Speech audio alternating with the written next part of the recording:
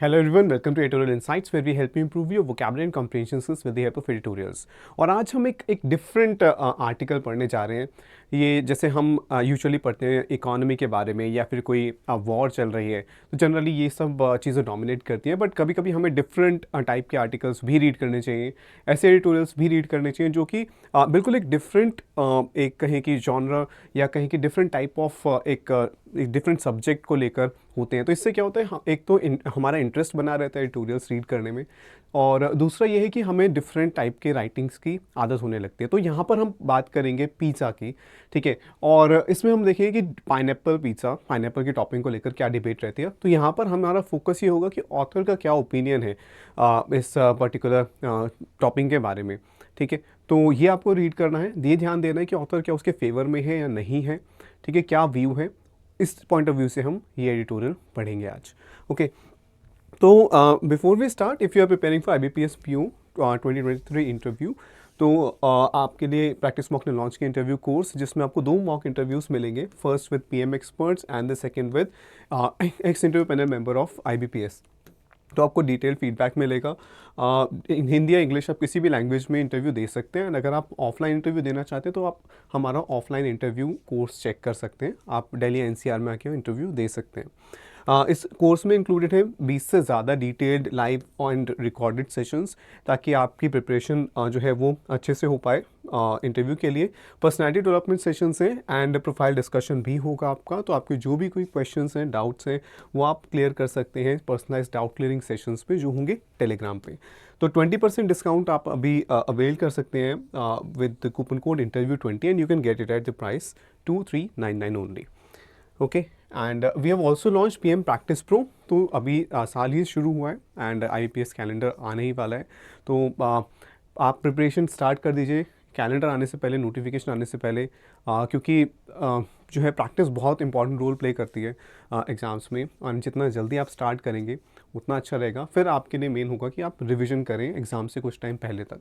तो प्रैक्टिस के लिए आप हमारा PM प्रैक्टिस प्रो ट्राई कर सकते हैं, जिसमें आपको PM बैंकिंग प्रो और प्रैक्टिस मॉक का PM PDF course, banking PDF course ये मिलेगा। So more than 20,000 questions, more than 5,000 mock test, जितने भी major banking and insurance exams हैं वो कवर्ड हैं इस कोर्स में। एंड जो है डिटेल्ड एक्सप्लेनेशन है सॉल्यूशंस की, ठीक है। एंड आप जो है अपनी परफॉर्मेंस जो है वो भी एनालाइज कर सकते हैं, आप अपने कंपेयर कर सकते हैं अपनी परफॉर्मेंस को बाकी एस्पिरेंट्स के साथ भी, ठीक है। तो अगर आप मल्टीपल एग्जाम्स को टारगेट कर रहे हैं इस ईयर, तो ये आपके लिए काफ़ी बेनिफिशियल होगा। And it is available at the price of 999 after 20% discount, जिसके लिए आपको कूपन कोड यूज़ करना है PM20। ओके, ठीक है, तो बाकी डिटेल्स आप देख सकते हो। So now let's begin. So हम बात करें पाइनएप्पल पिज़्ज़ा की। तो जैसा मैंने अभी कहा कि इसको आपको रीड करना है, पर इस पॉइंट ऑफ व्यू से कि ऑथर का क्या ओपिनियन है, ठीक है। और फिर पैसेज को, जैसे आपको जानते हैं कि सेशन को पॉज करके फिर रीड करना है, अपनी पेस पे रीड करना है, और पैसेज के एंड में एक वोकैब बेस्ड क्वेश्चन है वो अटेम्प्ट करना है, फिर हम डिस्कस करते हैं।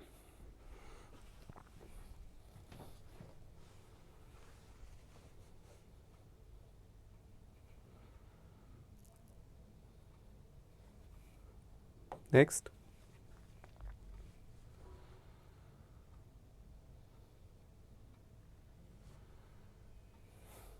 नेक्स्ट।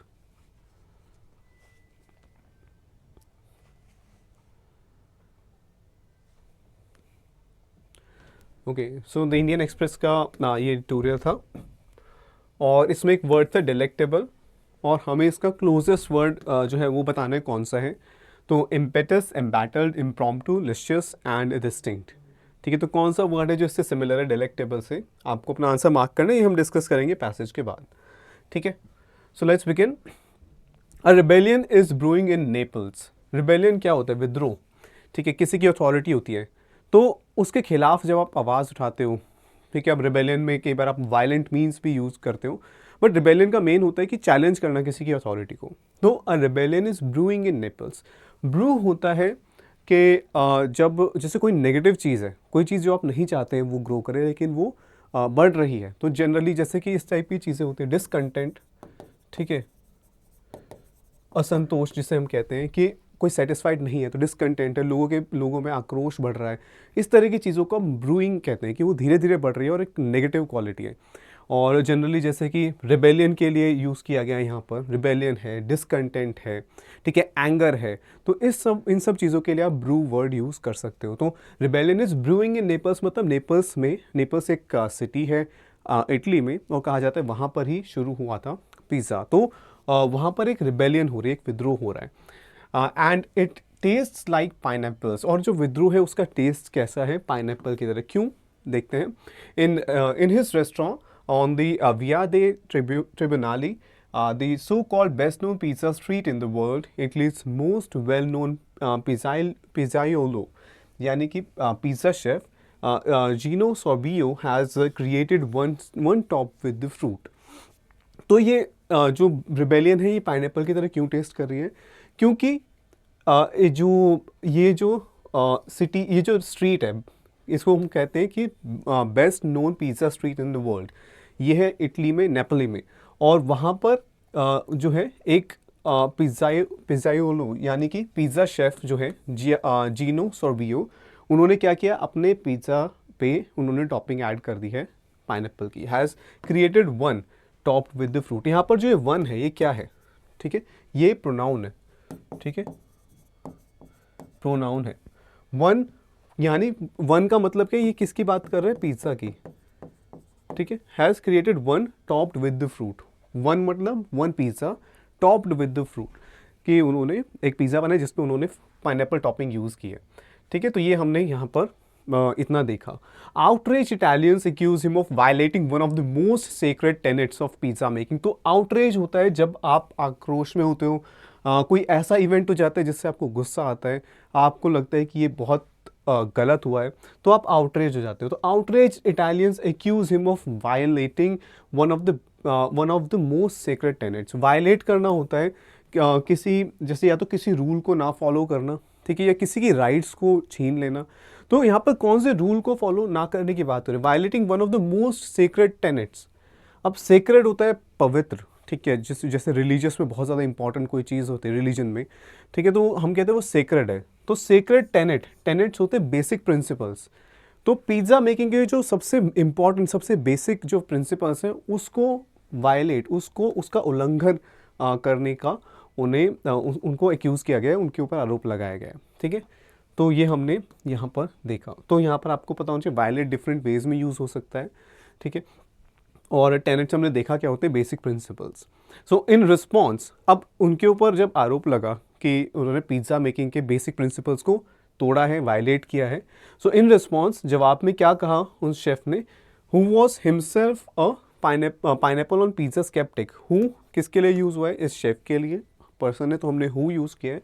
हु वॉज हिमसेल्फ क्यों यूज़ किया, रिफ्लेक्सिव प्रोनाउन, क्योंकि किसको रेफर कर रहे हैं, it is referring back to that person, a man, Sorbio, so who was himself a pineapple on pizza skeptic। वो पर्सन, वो जो शेफ थे, वो खुद एक पाइनएप्पल ऑन पिज़्ज़ा स्केप्टिक थे। यानी स्केप्टिक होता है जो डाउट करता है दूसरों पर, ठीक है, किसी पर्टिकुलर बिलीफ पर डाउट करता है, किसी के ओपिनियन पर डाउट करता है, ठीक है। तो वो खुद ये मानते थे कि पाइनएप्पल पे पिज़्ज़ा नहीं होना चाहिए। He was a pineapple on pizza sceptic.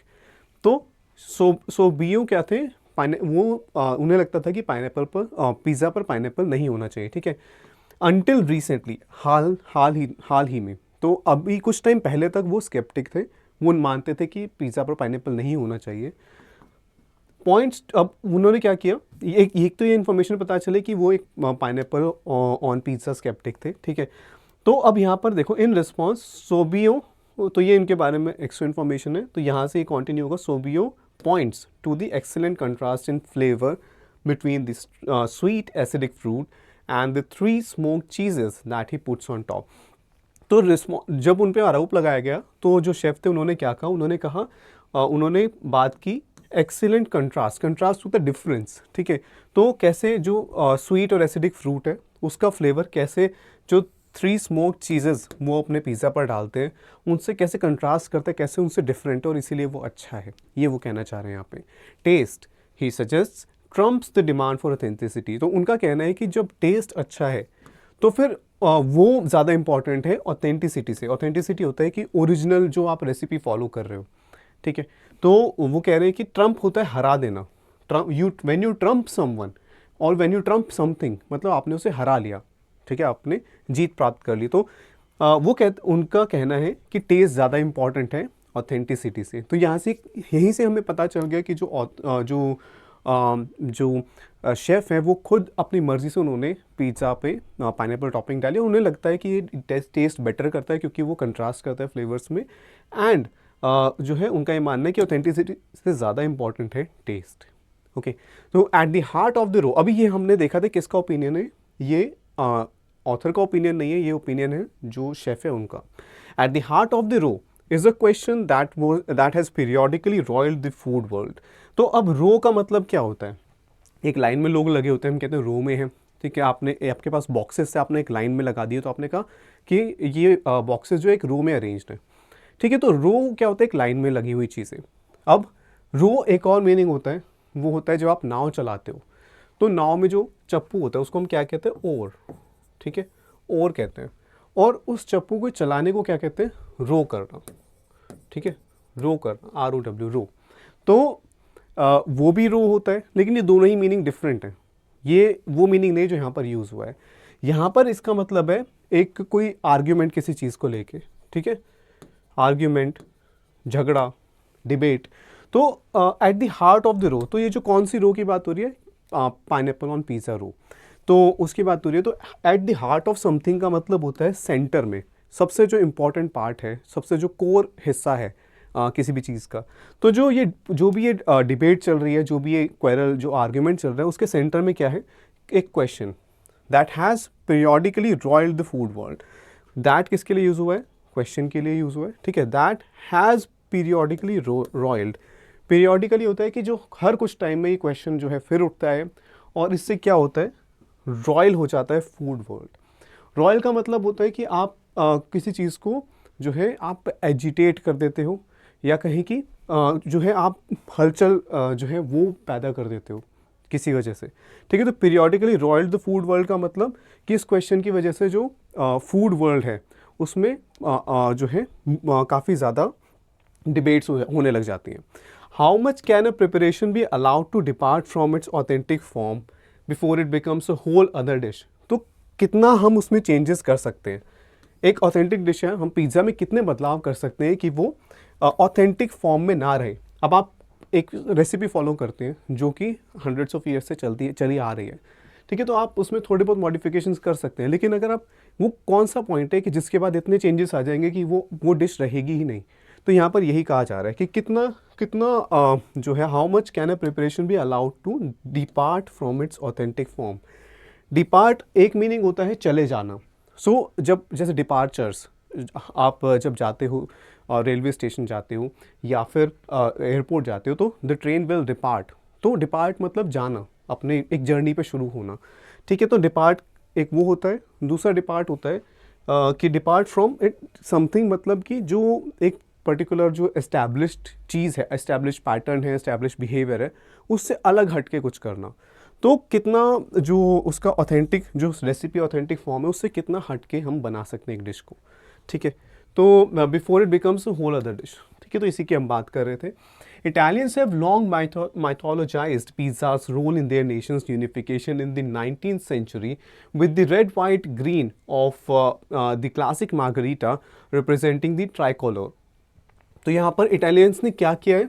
माइथोलॉजाइज किया है।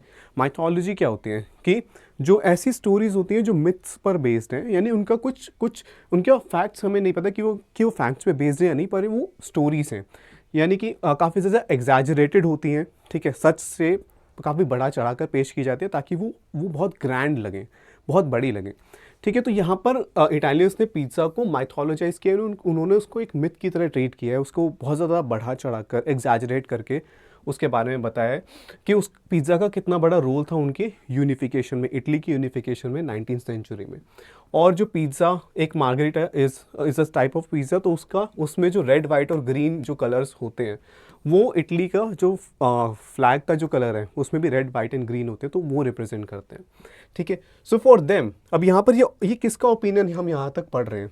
अब यहाँ पे हमने देखा था जो शेफ़ का ओपिनियन था, यहाँ से अब ऑथर का हम ओपिनियन देख रहे हैं। ठीक है, तो for them acceptable toppings include tomatoes, Italian cheeses like mozzarella and scamorza, vegetables commonly found in Italy such as aubergines and artichokes, mushrooms and meats are made with pork. Anything else including beef and chicken is a no-no with pineapple, while pineapple is anathema.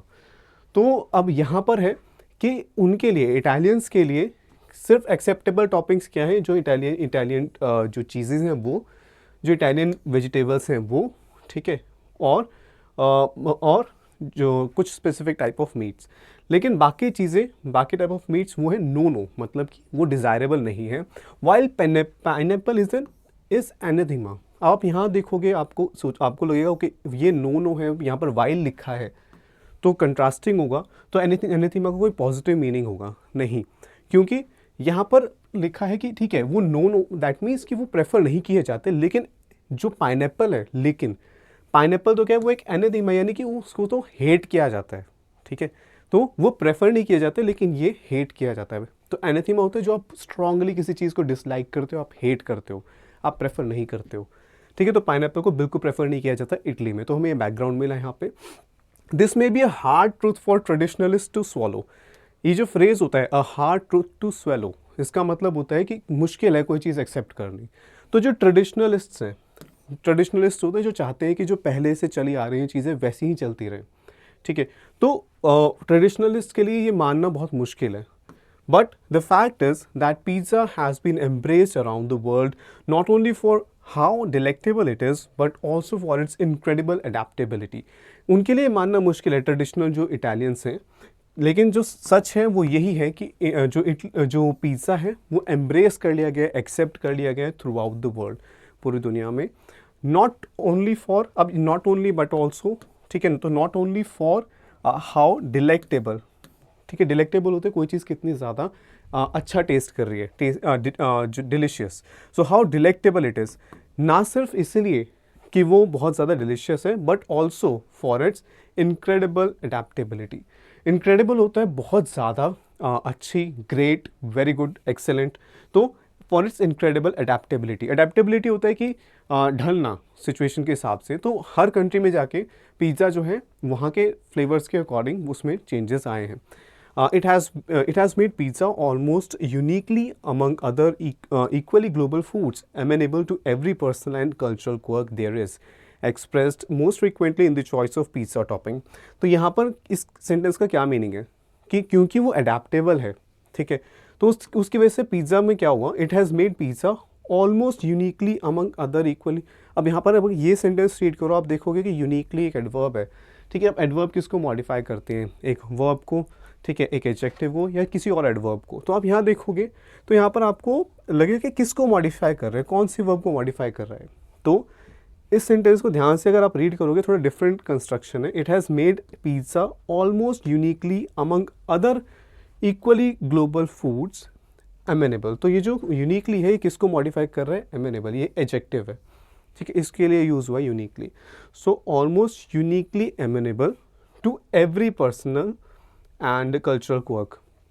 अब amenable पे आते हैं कि कोई व्यक्ति जब एमेनेबल होता है उसका मतलब होता है कि आप जो कहोगे वो वैसे कर देगा, वो प्रोटेस्ट नहीं करेगा, वो आपके अगेंस्ट नहीं जाएगा, तो आसान है उससे कोई भी काम करवाना।